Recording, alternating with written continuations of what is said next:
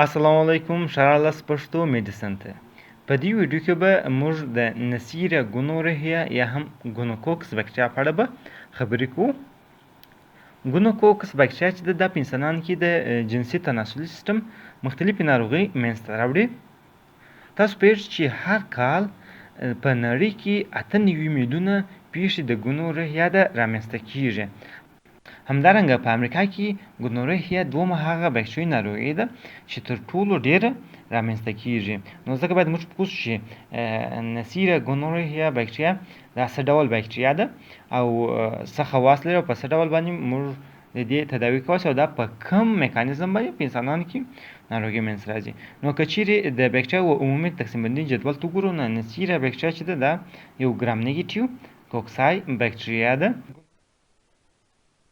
چیرې مهم خواص تاسو نو مهم خواص عبارت دي د بکتریا چې د ګوزیټیز او کتلیز پازیټیو ده. همدارنګه حرکت نه لري ځکه چې فلاجیل نه لري او دا بکتریا چې د سپور نه تولیدي.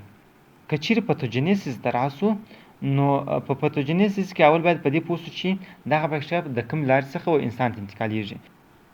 دا بکتریا چې د عموما انسانانو ته د جنسي مقاربت په وخت کې انتقالیږي. همدارنګه دغه بکتریا د ولادت په وخت کې د مور څخه و ماشوم ته انتقالیږي چې په ماشوم کې بیا ګونوکوکس کنجکټیوایټس د رامنځته کېدو باعث کیږي. کله چې دغه بکتریا یو نارینه کس انتقال شي نو په هغه کې کیدای شي چې جنسي تناسلي سیستم لاندې ناروغۍ لکه د پروستات التهاب، د اپیډیډیمایټس التهاب یا هم د یوریترا التهاب رامنځته کیږي. او که چیرې ښځو ته انتقال شي نو په ښځو کې د جنسي تناسلي سیستم لاندې ناروغۍ لکه یوریترایټس یا هم د رحم د سرویکس التهاب یا هم د سلپنجایټس یا د فالوپین ټیوب یا هغه ټیوب کوم چې تخمه او رحم سره نښلي د دې التهاب رامنځته کیږي. هم کیدای شي چې د وجینایټس رامنځته کیږي. البته دغه بکتریا کولی شي چې انسانانو کې سیستمیکي ناروغي هم رامنځته کړي. په دغه ځای کې به موږ د فالوپین ټیوب التهاب یا سلپنجایټس به وڅېړو. دلته به وګورو چې په کوم میخانیکات باندې دغه ګونوکوکس بکتریا په ښځو کې د فالوپین ټیوب التهاب رامنځته کوي. دغه موضوع ځکه څېړو ځکه چې د فالوپین ټیوب التهاب عموما په ښځو کې د شنډ توب باعث ګرځي. نو ځکه دلته په پوره میخانیکات سره موږ څېړو چې دا بکتریا په کوم میخانیکات باندې په ښځو کې د فالوپین ټیوب التهاب یا سلپنجایټس منځته راوړي. تاسو په دا تصویر کې د فالوپین ټیوب حجرات او د هغه څخه لوړ طرف ته د فالوپین ټیوب لومین او لاندې سب موکوزا برخې وینئ. ستاسو به د هیسټالوژي څخه په یاد چې د فالوپین ټیوب کې دوه ډول حجرات، یو نان سیلیاټیډ حجرات یا سیکریټوري حجرات کوم چې افرازات لري اما سیلیاوي نه لري، او بل سیلیاټیډ حجرات په فالوپین ټیوب کې کوم چې سیلیاوي لري او تخمه د تخمدان څخه ورحم خواته ته حرکت ورکوي. همدارنګه فالوپین ټیوب اپیتل حجرات چې دي د ټایټ جنکشن په واسطه باندې سره وصل شوي دي.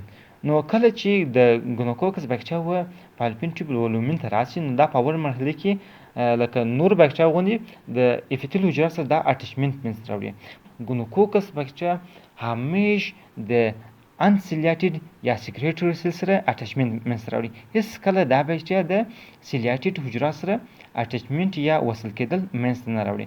او دغه بکتریا د وصل کېدو یا اټچمنټ لپاره دوه ډوله ساختمانونه لري، یو د فلای دی او بل هم اوپا پروټین لري چې دا دوه ساختمانونو په واسطه باندې دا بکتریا د سیکریټوري سیلز د ځینې خاصو ریسپټرو سره وصل کیږي.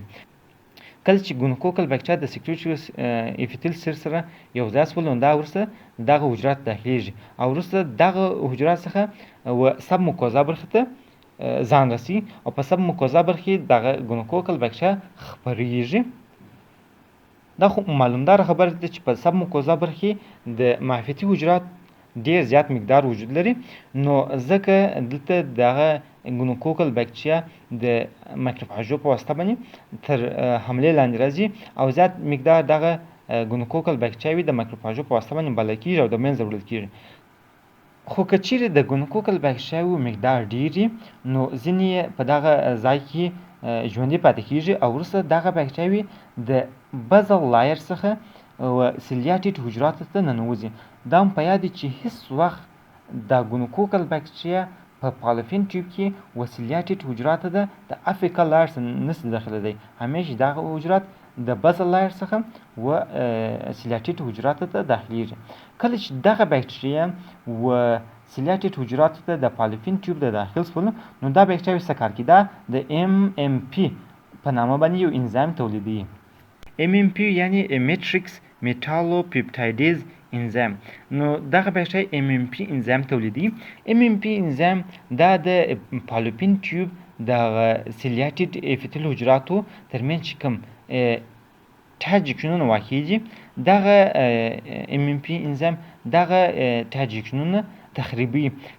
نو کله چې د سیلیاتډ اپیتل حجراتو ترمنځ دغه تاجکشنونه د منځه ولاړ شي، نو دا د دې په حیث کېږي چې دغه سیلیاتډ اپیتل حجرات چې دي دا د خپل کتار څخه جلا شي.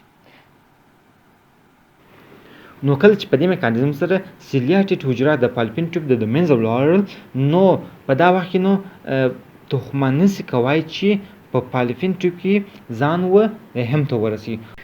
نو دا د دې په حیث کېږي چې دا په ښځو کې شنتوب منځته راوړي او یا هم اکټوپیک پریګننسي په ښځو کې منځته راوړي.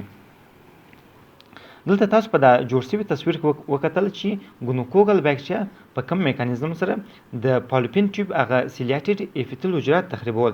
راځي چې اوس په حقیقي تصویر کې کوم چې د الکترون مایکروسکوپ په واسطه باندې اخیستل شوی دی د فالوپین ټیوب څخه، وګورو چې دغه باکتریا په کوم ډول باندې سیلیاتډ اپیتل حجرات تخریبوي.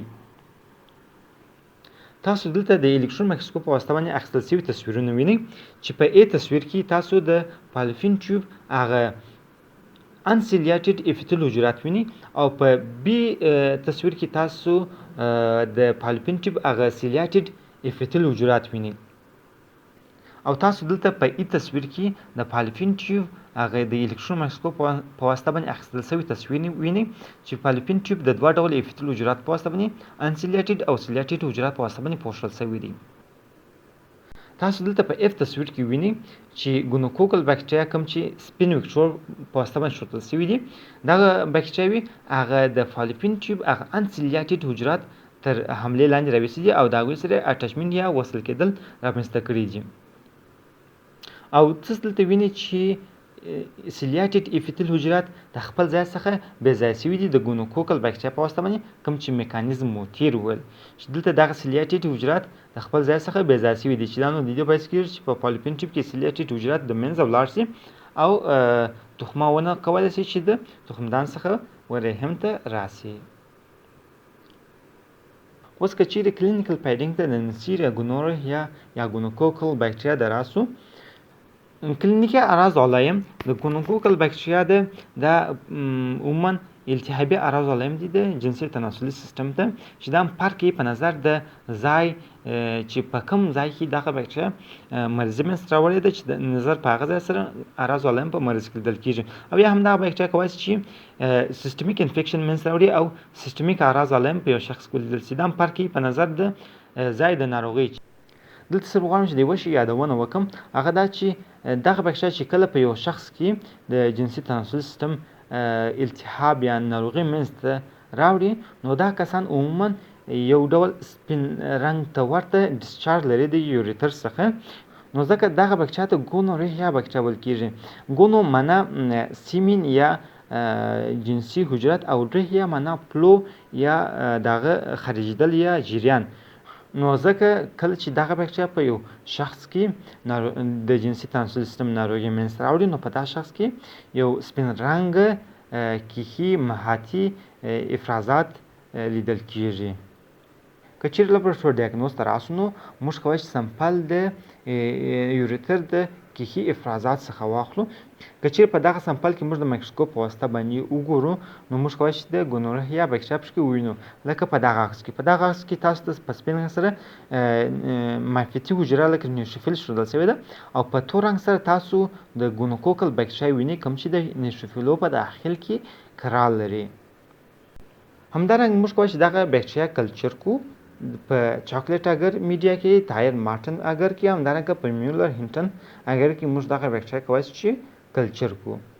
دلته په دغه عکس کې تاسو د نیسیریا ګونورهیا باکتریا دوه کلچر میډیومونه وینئ چې په چپه خوا کې چاکلیټ میډیم دی، په دغه میډیم کې نسیریا ګونورهیا بکټریا کلچر شوې ده، خو په دغه میډیم کې نور هغه نارمل فلورا د جنسي تناسلي غړو د هم کلچر شوی، ځکه چې چاکلیټ میډیم دا د ګونوکوکل بکټریا دپاره یو انتخابي میډیم نه دی، مګر ټایر مارټن میډیم چې په راسته خوا کې تاسو وینئ په دغه میډیم کې یوازې د نیسیریا ګونورهیا بکټریا کالونیانې موجودې دي، ځکه چې ټایر مارټن میډیم دا د نیسیریا دپاره یو انتخابي میډیم دی.